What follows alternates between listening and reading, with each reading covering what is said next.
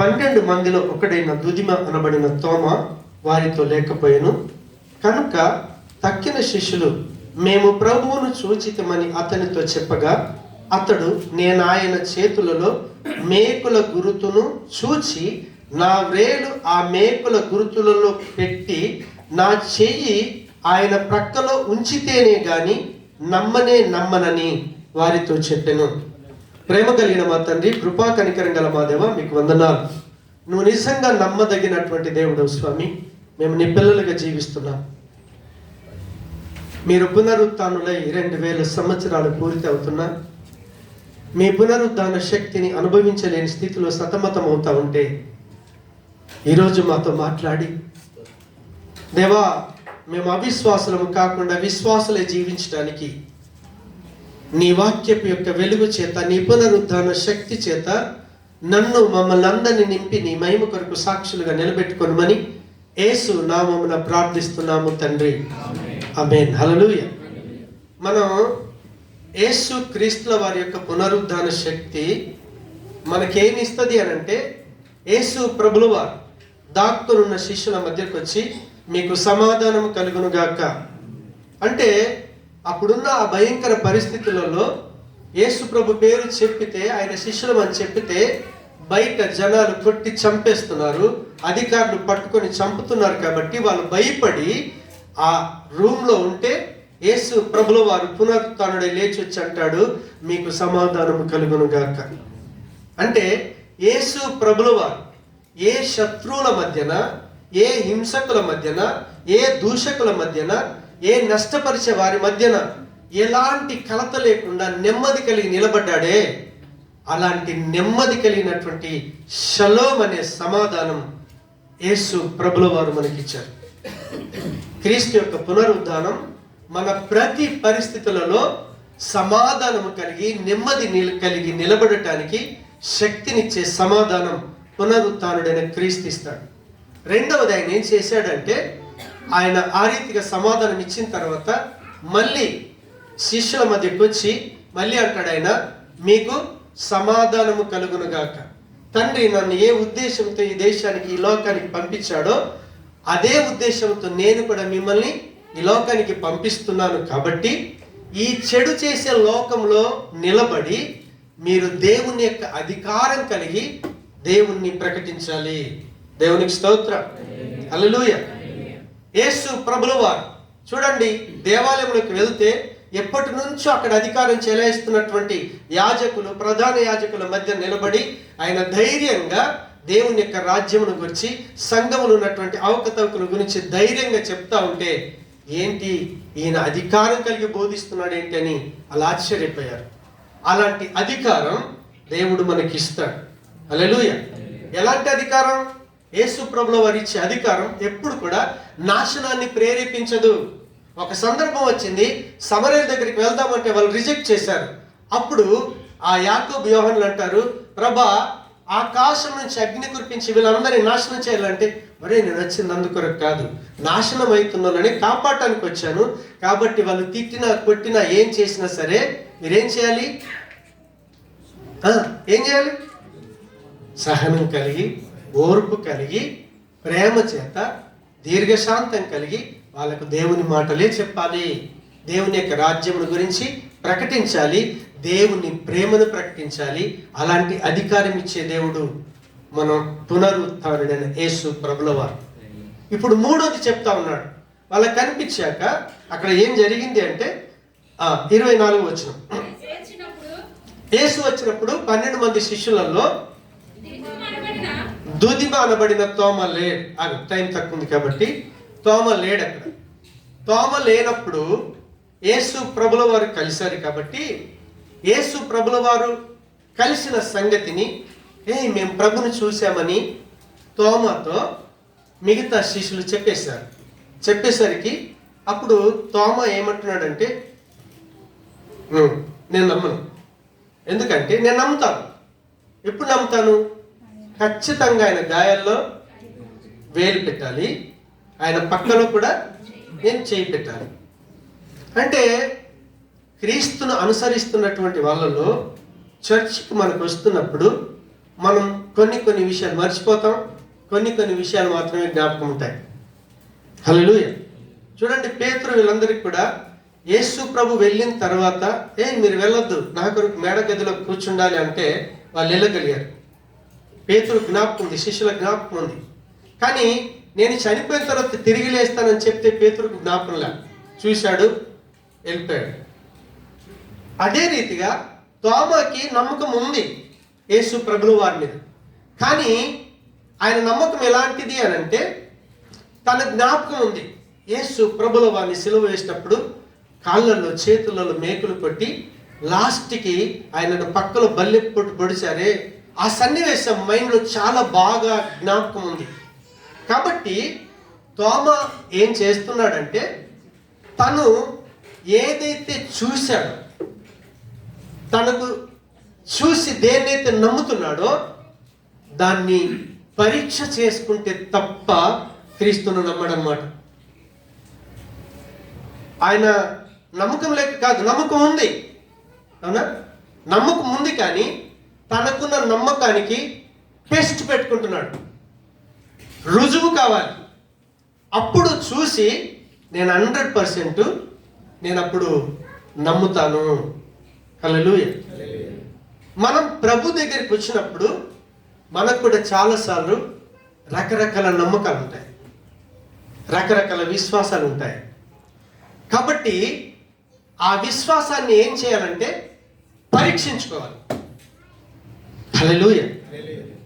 తోమా అవిశ్వాసం కాదు, అపనమ్మకస్తుడేం కాదు. ఆయన చేసిన పరిచర్య చూస్తే నిజంగా భారతదేశానికి సువార్త రావడానికి కారణం తోమా. ఇప్పుడు అదే తోమా ఎప్పుడైతే క్రీస్తును చూసామని వాళ్ళు చెప్పారో, తనలో ఉన్నటువంటి తను ఏదైతే చూశాడో, తను ఏ సాక్ష్యాన్ని కలిగి ఉన్నాడో ఆ సాక్ష్యానికి టెస్ట్ అడుగుతున్నాడు అనమాట. దేవునికి స్తోత్రం. కాబట్టి యేసు ప్రభుల వారు ఎలాంటి వాడు అని అంటే, ఒకవేళ మనం ఒక విశ్వాసాన్ని కలిగి ఉన్నాం అనుకోండి, ఒక నమ్మకాన్ని క్రీస్తులో కలిగి ఉన్నాం అనుకోండి, ఆ నమ్మకాన్ని గనక మనం పరీక్ష చేసి తెలుసుకున్నాలనుకుంటే, యేసు ప్రభుల వారు ఎంత మంచోడో తెలుసా? ఆయన మాటికి తన ప్రత్యక్షతను కనపరుచుకునే దేవుడు. ఆయన విసిగించుకునేవాడు కాదు.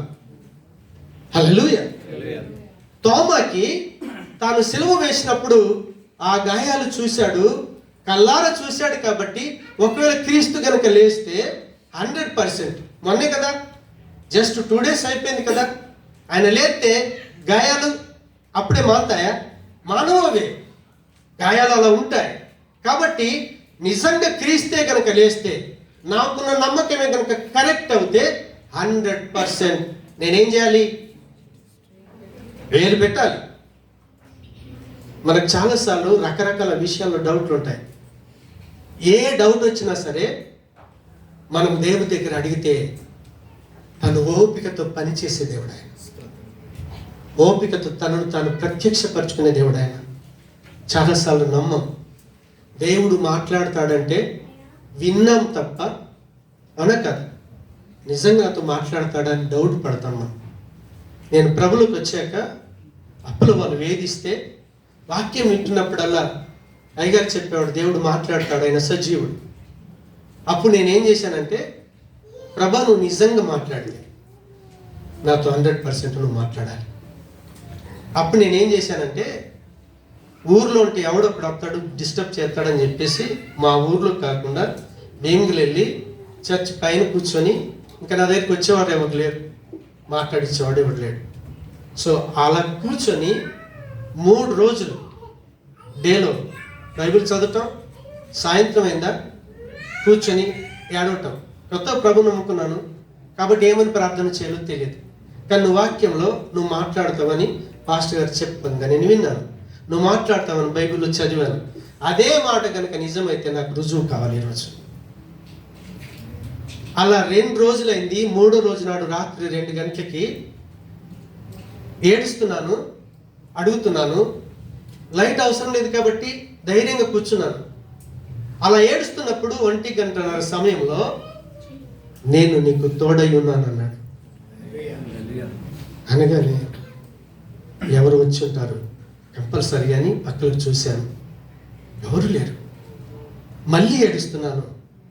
ఏడ్చేసరికి నేను నీకు తోడై ఉన్నాను అన్నాడు. అప్పుడు నాకు భయం వేసి లేచి లైట్ వేసుకున్నాను. లైట్ వేసుకుని మళ్ళీ ఏడుస్తున్నాను. ఏడుస్తూ ఉంటే స్పష్టంగా మాట్లాడుతూ అన్నాడు, నేను నీకు తోడై ఉన్నాను.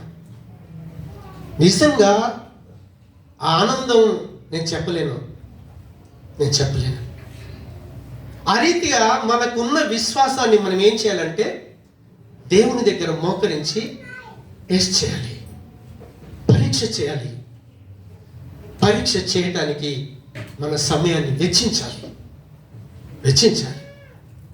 ఆ రీతిగా నువ్వు ఏ విషయాల్లో దేవుణ్ణి ఆ రీతి పరీక్షకు గురి చేస్తే నీ దేవుడు విసుక్కోకుండా, నీ దేవుడు అసహించుకోకుండా ఖచ్చితంగా ఆయన తన ప్రత్యక్షతను కనపరుచుకుంటాడు, నీకు రివీల్ ఇస్తాడు, నీ విశ్వాసాన్ని కన్ఫర్మ్ చేస్తాడు. అలాంటి వాడు యేసు ప్రభుల వారు, అలాంటి వాడు పునరుత్థానుడైన యేసు క్రీస్తుల వారు. దేవునికి స్తోత్రం. ఎప్పుడైనా సరే దేవునికి ఒక కోరిక ఉంటుంది. ఏంటో తెలుసా? ఆయనకున్న కోరిక, నా పిల్లలకి నాకు సంబంధం ఉండాలి, నా పిల్లలు నన్ను ఎరగాలి, నా ప్రత్యక్షతను వాళ్ళు ఏం చేయాలి? చూడాలి. అందుకే యోహాన్ అంటాడు, ఆయన యొక్క ఆ తండ్రి ప్రత్యక్షతను క్రీస్తులో కల్లారా చూశాము. యోహాను సువార్త 1వ అధ్యాయం అంతా మీరు చదవండి. అక్కడ సాక్షిగా రాస్తా ఉన్నాడు అనమాట. ఆయనను తండ్రి ప్రత్యక్షతను చూశాము.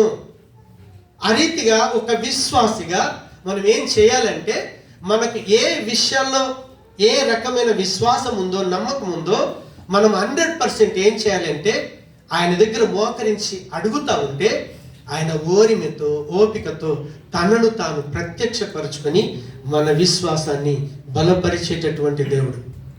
దేవునికి స్తోత్రం. హల్లెలూయా. ఒక సందర్భం వచ్చింది. ఆ సందర్భంలో యేసుప్రభు యొక్క ప్రత్యేకత ఏంటి అని అంటే, మీరు ఏ విషయంలోనైనా సరే తనను తాను రివీల్ చేసుకుంటాడు, కనపరుచుకుంటాడు. ఒక సందర్భం వచ్చింది. యేసు ప్రభుల వారి యొక్క జీవితాన్ని చూస్తే ఆయన చనిపోయాడు, తిరిగి లేచాడు. తిరిగి లేచిన తర్వాత లూకా సువార్త 24వ అధ్యాయం 13 నుంచి 32 తర్వాత చూడండి. దేవునికి స్తోత్రం. యేసు ప్రభు లేచాడు కదా, ఇద్దరు దేవునికి స్తోత్రం. ఆయన ఎమ్మాయి మార్గం గుండా వెళ్తా ఉన్నారు. వెళ్తా ఉంటే వాళ్ళు మాట్లాడుకుంటా ఉంటే యేసు ప్రభుల దగ్గరికి వచ్చాడు. వచ్చేసి వాళ్ళు ఏం మాట్లాడుకుంటున్నారు, ఎవరి గురించి మాట్లాడుకుంటున్నారు అని అడుగుతా ఉంటే, హే నీకు తెలియదా, నజరేయుడైన యేసును సిలువ వేశారు కదా, ఆయన చనిపోయాడు కదా, ఓకే, ఆయన తిరిగి లేస్తాడని ఎదురు చూస్తున్నాం అన్నప్పుడు, అప్పుడు యేసు ప్రభు ఏం చేస్తాడంటే వాళ్ళతో మాట్లాడుకుంటూ గ్రామం దగ్గర దాకా వెళ్ళాడు. దేవునికి స్తోత్రం. ఒకసారి 32వ వచనం చూద్దాం త్వరగా. అప్పుడు వారు ఆయన త్రోవలో మనతో మాట్లాడుచు లేఖనములను మనకు బోధించుచున్నప్పుడు మన హృదయం మనలో మండుచుండలేదా? ఇప్పుడు ఎవరు చెప్తున్నారు? వాళ్ళిద్దరు ఒకరికొకరు చెప్పుకుంటున్నారు. అంటే మనం వాక్యం చదువుతాం, కానీ ఆ వాక్య పెరుగులో జీవించడానికి దేవుడు ఏం చేస్తాడంటే కృపనిస్తాడు. దేవునికి స్తోత్రం. హల్లెలూయా. లేఖనం యొక్క నెరవేర్పు వాళ్ళు గ్రహించాలి. ఆయన ఏం చెప్తున్నాడు? యోహాను సువార్త 20వ అధ్యాయం 9వ వచనంలో, ఆయన మృతులలో నుండి లేచుట అగత్యమను లేఖనం. దేవునికి స్తోత్రం. ఆయన చనిపోయాడు, 100% లేచాడు, అవునా కదా? మరి లేచినప్పుడు నిజంగా క్రీస్తు లేచాడు అనేటువంటి సత్యం వాళ్ళు గ్రహించే రీతిగా పునరుత్థానుడైనటువంటి యేసు క్రీస్తుల వారు ఏం చేస్తాడంటే దాన్ని రివీల్ ఇస్తాడు. దేవునికి స్తోత్రం. దాన్ని మనము 100%గా అనుభవించి నమ్మేటట్టుగా చేస్తాడు. మన ప్రభువుకున్నటువంటి ప్రత్యేకత, మన ప్రభువుకున్న ప్రత్యేకత. కొన్నిసార్లు ఏమైనా చెప్తే వినకపోతే ఆడు వినాడు అని విడిచిపెట్టేస్తాం మనం. కానీ క్రీస్తు అలాంటి వాడు కాదు, అలా విడిచిపెట్టేవాడు కాదు. పనికిరాని మన కొరకు ప్రాణం పెట్టి ప్రేమించాడు. ఎందుకో తెలుసా? తనను తాను మనం ఆయనను ఉన్నట్టుగా అనుభవించాలి. తనతో మనకు అవినాభావ సంబంధం కావాలి. క్రీస్తు నేను కలిసి ఉంటున్నామన్న ప్రత్యక్షత ప్రతి విశ్వాసిలో రావాలి. అంటే యేసు క్రీస్తుల వారి యొక్క పునరుద్ధానం ఏమిస్తుంది అంటే మనలో ఉన్నటువంటి అవిశ్వాసాన్ని విశ్వాసంలోకి తీసుకొని వస్తుంది. అవిశ్వాసులైన విశ్వాసిని ఏం చేస్తాడు? పునరుద్ధానుడైన క్రీస్తు విశ్వాసిగా మారుస్తాడు. మనలో ఉన్న అపనమ్మకాన్ని నమ్మకంగా మారుస్తాడు. మనలో ఉన్నటువంటి కొద్ది విశ్వాసాన్ని అవిశ్వాసాన్ని పరిపూర్ణమైన విశ్వాసంలోనికి ఆయన తీసుకొస్తాడు. ఆయన అందుకే క్రీస్తు పునరుద్ధానుడై లేవవలసి వచ్చింది. లేచినటువంటి తాను ఆత్మస్వరూపుడైన పరమాత్ముడు, వీళ్ళు శరీరంతో ఉన్నారు. ఆయన మహిమ శరీరంతో ఉన్నా కూడా కల్లార ప్రభును చూసేటటువంటి ప్రత్యక్షతనిచ్చాడు. దేవునికి స్తోత్రం. హల్లెలూయా. అందుకే ఈ యోహాను సువార్త 20 అధ్యాయం 27వ వచనానికి వచ్చి చూస్తే 26 8 దినములైన తరువాత ఆయన శిష్యులు మరలా లోపల ఉన్నప్పుడు తోమా వారితో కూడా ఉండెను. తలుపులు మూయబడి ఉండగా యేసు వచ్చి మధ్యను నిలిచి మీకు సమాధానము కలుగునుగాక. హల్లెలూయా. ఇప్పుడు 3వసారి సమాధానం చెప్తున్నాడు. మొదటిసారి సమాధానం కలుగునుగాక అన్నాడు. అప్పుడేమిచ్చాడు తెలుసా?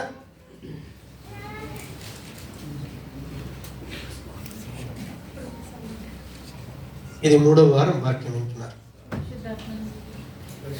ఫస్ట్ సమాధానం అన్నప్పుడు ఏమిచ్చాడు ఆయన? శ్రమల్లో, నిందల్లో, అవమానాల్లో, ఇరుకుల్లో, ఇబ్బందుల్లో చుట్టూర సర్వుండంతా కూడా చంపేస్తానన్నమ్మ కూడా ఆ పరిస్థితుల మధ్య ధైర్యంగా సమాధానంగా నిలబడే శక్తినిచ్చాడు. రెండవ సమాధానం ఏమిచ్చాడో తెలుసా? దేవుడు అధికారం ఇచ్చాడే, మీరు ఏలండి అని. సాతాను గాడు దొంగలిస్తే మళ్ళీ ఏం చేశాడు? యేసు ప్రభుల వారు వచ్చి దేవుడిచ్చిన అధికారాన్ని సాతాను పోగొడితే, మొదటి ఆదాము సాతాను ద్వారా దేన్ని పోగొట్టుకున్నాడో కడపటి ఆదాముగా యేసు క్రీస్తుల వారు వచ్చి ఆదాముకు మొట్టమొదలిచ్చినటువంటి అధికారం ఏదైతే ఉందో పాపం చేత పోగొట్టుకున్నాడు. కానీ క్రీస్తు పునరుత్థానుడే లేచి మళ్ళీ దేవుని యొక్క అధికారం కలిగి క్రీస్తును ప్రకటించే శక్తినిచ్చాడు. క్రీస్తుకున్న అధికారం ఏంటో తెలుసా? కలుగునుగా కంటే కలిగింది, ఇలా పుట్టంటే ఆగిపోయింది, నీళ్ళ మీద నడిచాడు. అంత శక్తి కలిగిన వాడు. కానీ ఆయన మనకేం అధికారం ఇచ్చాడు తెలుసా? ఒకరిని నాశనం చేసే అధికారాన్ని ఇవ్వలేదు. ఆయన ఇచ్చే అధికారం ఏంటో తెలుసా? ఆయన దేవుడై ఉండి మనుషుల పాదాలు కడగటానికి తగ్గింపుతో పాదాలు కడిగాడే, అలా తగ్గించుకునే అధికారం, సహించే అధికారం, ఓర్చుకునే అధికారం, దయ కలిగిన అధికారం, దీర్ఘశాంతం కలిగిన అధికారాన్ని ఆయన బిడ్డలైన మనందరికి ఇచ్చాడు. 3వ సమాధానం ఏంటిదో తెలుసా? ఇప్పుడు ఆయన మళ్ళీ 3వసారి ప్రత్యక్షమై అంటున్నాడు. తోమ ఏమన్నాడు? నేను చూస్తే తప్ప నమ్మన్నాడు. మళ్ళీ ఒక 8 రోజులైంది. 8 రోజుల తర్వాత అందరు కలిసి ఉన్నారు. కలిసి ఉన్నప్పుడు మళ్ళీ ప్రభు వచ్చాడు. ఏమన్నాడు తెలుసా?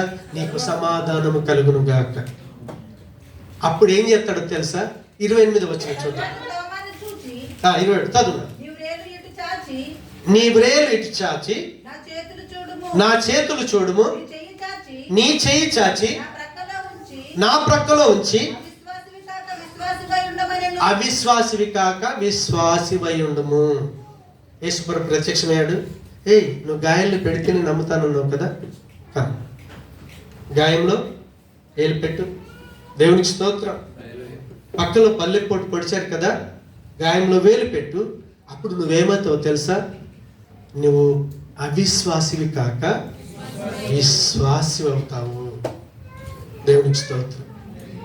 అంటే క్రీస్తు యొక్క పునరుద్ధానం 3వ సమాధానం ఏమొచ్చిందో తెలుసా? మనలో ఉన్నటువంటి అవిశ్వాసాన్ని విశ్వాసంగా మార్చుతుంది. హల్లెలూయా. ఇప్పుడు విశ్వాసిగా అయ్యాడు అనుకోండి. విశ్వాసి అయిన తరువాత తోమ ఒకరోజు ఏమన్నాడు తెలుసా? యోహాను సువార్తలో లాజరు చనిపోయినప్పుడు ఆయన వెళ్తూ ఏమంటాడంటే, అక్కడ యేసుప్రభు అంటాడు, లాజరు చనిపోయాడు, కానీ ఆ టైంలో నేను అక్కడ లేని, ఇంకా ఎందుకంటే మిమ్మల్ని నేగలేను, ఉండగా ఎలా చనిపోయిన అడుగుతారు కదా అని అంటే, అప్పుడు తోమ అంటాడు, వాడితో పాటు చావటానికి మనం కూడా వెళ్దాం పద అని పలికినటువంటి తోమ ఎప్పుడైతే ఆ రిజరెక్షన్ పవర్, పునరుద్ధాన శక్తిని పొందుకున్నాడో, అదే తోమ ఏమంటున్నాడు? 28వ వచనం త్వరగా. అందుకు తోమ ఆయనతో, నా ప్రభువా నా దేవా. దేవునికి స్తోత్రం. ఒక వ్యక్తి పునరుద్ధాన శక్తిని అనుభవిస్తే తప్ప యేసు క్రీస్తును దేవుడుగా పిలవలేడు. చాలా మంది నోటికి అంటారు ఆయన దేవుడని, కానీ ఎప్పుడైతే తోమాకి విశ్వాసం నుంచి అవిశ్వాసం నుంచి విశ్వాసంలోకి వెళ్ళాడో, ఫస్ట్ మాట ఏమన్నాడో తెలుసా? అందుకు తోమ, నా ప్రభువా, నిజంగా నా జీవితానికి అధిపతివి నీవు, నాకు యజమానుడవు నీవు, నువ్వెవరో కాదు, నన్ను సృష్టించిన సృష్టికర్త అయిన దేవుడవు నీవే. అప్పుడు యేసు ప్రభుల వారు, నేను దేవుణ్ణి కాదు అనలేడు. ఆయన ఏమనలేడు? నేను దేవుని కాదన్నాడా? లేదు. ఆయన మాటని యాక్సెప్ట్ చేసి ఆయన ఆరాధనను అంగీకరించాడు. ఎప్పుడైతే మనలో డౌట్స్ ఉంటాయో, అపనమ్మకం ఉంటుందో, క్రీస్తుని గురించినటువంటి ఏదైనా విషయం విన్నప్పుడు దాన్ని రుజువు చేసుకొని, పరీక్ష చేసుకొని నువ్వు విశ్వాసిగా మారుతావో, నీ ఆరాధనను దేవుడు అంగీకరిస్తాడు. నీ ఆరాధనను ప్రభు యాక్సెప్ట్ చేస్తాడు. తోమ ఆయన పునరుద్ధాన శక్తిని అనుభవించకంటే ముందు అన్ని కార్యాలు చూశాడు, కానీ మళ్ళీ లాజరు దగ్గరికి వెళ్ళేటప్పుడు ఏమన్నాడు తెలుసా? వాళ్ళతో పాటు కలిసి చనిపోవటానికి వెళ్దాం పదని తోటి శిష్యులతో అన్నటువంటి అదే తోమ ఇప్పుడు ఏమంటున్నాడు తెలుసా? నా దేవా. ఒక విశ్వాసి రిజరెక్షన్ పవర్ను అనుభవిస్తే క్రీస్తును దేవుడిగా పిలుస్తాడు. లేకపోతే నామమాత్రంగా ఆయన దేవుడని ఆయన స్థానాన్ని పక్కన పెట్టి అన్ని విషయాల్లో మన అధికారంతో చలాయిస్తాం. మనం అనుకున్నదే నడాలి. దేవుడి నడిపింపు ఉండదు, దేవుని అధికారం ఉండదు, దేవుని శక్తి మన జీవితంలో పనిచేయదు. అందుకే క్రీస్తు పునరుద్ధానుడు కావాల్సి వచ్చింది. ఆ పునరుద్ధానం ద్వారా షలోం, సమాధానం, అన్ని పరిస్థితులలో నిలబడటానికి ధైర్యం కలిగి, సమాధానం కలిగి, నెమ్మది కలిగి జీవించడానికి క్రీస్తు పునరుద్ధాన శక్తి, సమాధానం ఇచ్చాడు. దేవుని యొక్క అధికారం కలిగి ఉండి క్రీస్తు ఈ భూమి మీద ఉన్నప్పుడు ఎలాంటి అధికారం కలిగి ఉన్నాడో చూడండి. యేసు ప్రభు ఎవరినన్నా చంపినట్టు, నాశనం చేసినట్టు, దూషించినట్టుగా మనం చూసామా? బైబిల్లో చూసామా? చూడలేదు. ఆయన అధికారం ఏంటో తెలుసా? ఎదుటోళ్ళని క్షమించటం, ఎదుటోళ్ళని ప్రేమించటం, వాళ్ళు తిట్టినా ఏం చేసినా సరే ఒక చెంప కొడితే ఇంకో చెంప ఇవ్వటం, 1 మైలు రమ్మంటే 2 మైలు రావటం, అలాంటి అధికారాన్ని ఇస్తాడు ఆయన. మూడోది ఏం చేస్తాడో తెలుసా? మనలో ఉన్నటువంటి అవిశ్వాసాన్ని విశ్వాసంగా మార్చి నిజంగా ఆయన దేవుడని పలికేటటువంటి అద్భుతమైన జీవితాన్ని ఇస్తాడు. నాలుగోది, పునరుద్ధాన శక్తి ఏం చేస్తుంది అంటే, క్రీస్తు యొక్క పునరుద్ధానం మనకు దేవుడు నువ్వు కలిసి జీవించే అనుభవంలో దీనము ఎదిగిస్తాడు. యేసు ప్రభు ఒక వాగ్దానం చేశాడు. ఏమిచ్చాడో తెలుసా? ఇదిగో యుగ సమాప్తి వరకు నేను మీతో కూడా ఉన్నాను. వాక్యం సెలవిస్తా ఉంది, మీరు ఒంటరిగా లేరు, మీరు మీ దేవుని యొక్క ఆత్మకు ఆలయమై ఉన్నారు. అంటే దేవుడు మనం కలిసి నివాసం చేస్తున్నాం కదా. ఒక క్రైస్తవుడిగా మన అనుదిన జీవితంలో ఆయన మనం కలిసి ప్రయాణం చేసే అనుభవంలో దేవుడు దినదినం ఎదిగిస్తాడు. అలాంటి అనుభవం ఇచ్చేది ఎవరో కాదు, యేసు ప్రభుల వారి పునరుద్ధాన శక్తి. పరిశుద్ధాత్మ నడిపింపనిస్తాడు. ఒకరోజు యేసు ప్రభు చేసిన అద్భుతాలన్నీ కల్లారా చూసి యేసు క్రీస్తుల వారు బ్రతికుండి అక్కడ చూస్తున్నా కూడా ఈ యేసు ఎవరో నాకు తెలియదని అబద్ధమాడాడే పేతురు క్రీస్తు కొరకు ప్రాణం పెట్టాడు. క్రీస్తు కొరకు ప్రాణం పెట్టాడు. నేను పరీక్ష చేస్తే తప్ప నమ్మనని చెప్పిన తోమా ఆయన 2000 సంవత్సరాల క్రితం ఇండియాకు వచ్చి పైనుంచి ఈ టైంలో దిగేస్తే తన ప్రాణం పెట్టి సువార్త ప్రకటించాడు. ఆయన క్రీస్తు పునరుద్ధాన శక్తి దేవుని కొరకు జీవించే జీవితాన్ని ఇస్తుంది. లేకపోతే కనీసం మీరు ప్రార్థన కూడా చేయలేరు. ఒక వ్యక్తి బాధలో ఉంటే ఇంటికి వెళ్ళి ప్రార్థన కూడా చేయలేరు. మీరు ఎంతమంది సాక్ష్యాలు చెప్పినప్పుడు జ్ఞాపకం చేసుకొని ఇంటి దగ్గర ప్రేయర్ చేస్తున్నారు. ప్రార్థన చేయడానికి మనసు రాదు, వాక్యం చదవటానికి మనసు రాదు, చర్చ్ కార్యంలో పాలు పొందటానికి మనసు రాదు, గ్రూపులో మెసేజ్ పెడితే రిప్లై ఇవ్వటానికి మనసు రాదు. సంబంధం లేకుండా జీవిస్తాం. కానీ ఎప్పుడైతే ఒక వ్యక్తిలో క్రీస్తు పునరుద్ధాన శక్తి వస్తుందో ఆ వ్యక్తి దేవుడితో అనుబంధం కలిగి ఉంటాడు. క్రీస్తులాగా జీవిస్తాడు. దేవుని యొక్క రాజ్యం కొరకు బ్రతకగలుగుతాం. దేవుని యొక్క రాజ్యం కొరకు పని చేయగలుగుతాం. నువ్వు చేసే పని లొకేషన్ కావచ్చు, నీ ఉద్యోగ లొకేషన్ కావచ్చు, ఎక్కడున్నా నీకు ఒకటే గురి ఉంటుంది. ఏ కారణం చేతైనా నా ప్రభువును పరిచయం చేయాలి. ఏ కారణం చేతైనా దేవుని యొక్క రాజ్యాన్ని వీళ్ళకి ప్రకటించాలి. ఏ కారణం చేతనైనా ఆ వ్యక్తిని దేవుని యొక్క రాజ్యంలోకి తీసుకొని రావాలనే ఆ తపన, ఆ మనస్సు క్రీస్తు యొక్క పునరుద్ధాన శక్తిని పొందుకున్న ప్రతి వ్యక్తిలోకి వస్తుంది. అందుకొరకే క్రీస్తు చనిపోయి తిరిగి లేవాల్సి వచ్చింది. తండ్రి అయిన దేవుడు యేసు క్రీస్తుల వారిని భూమి మీదకి ఒక మనిషిగా ఎందుకొరకు పంపించాడో తండ్రి యొక్క ఉద్దేశం అంతా కూడా ఆయన పరిపూర్ణం చేశాడే. అలాంటి పరిపూర్ణమైన జీవితం జీవించడానికి ఒక విశ్వాసికి క్రీస్తు యొక్క పునరుద్ధాన శక్తి కావాలి కావాలి కావాలి. లేదంటే క్రీస్తు కొరకు బ్రతకలేము. క్రీస్తుని గురించిన ఆలోచన ఉండదు. కనీసం ఈరోజు ఆరాధన అనే విషయాన్ని కూడా మర్చిపోతాం మనం. దేవుని యొక్క రిజరెక్షన్ పవర్ ఉంటే సమయం లోపల చర్చిలో అడుగు పెడతాం మనం. మనల్ని మనసు పట్టనివ్వదు. ఏది ఏమైనా సరే నా దేవుని సముఖంలో వాలిపోవాలని ఆ శక్తితో వచ్చి పడిపోతాం. ఇక్కడ పునరుద్ధాన శక్తికి ఉన్న శక్తి అలాంటిది.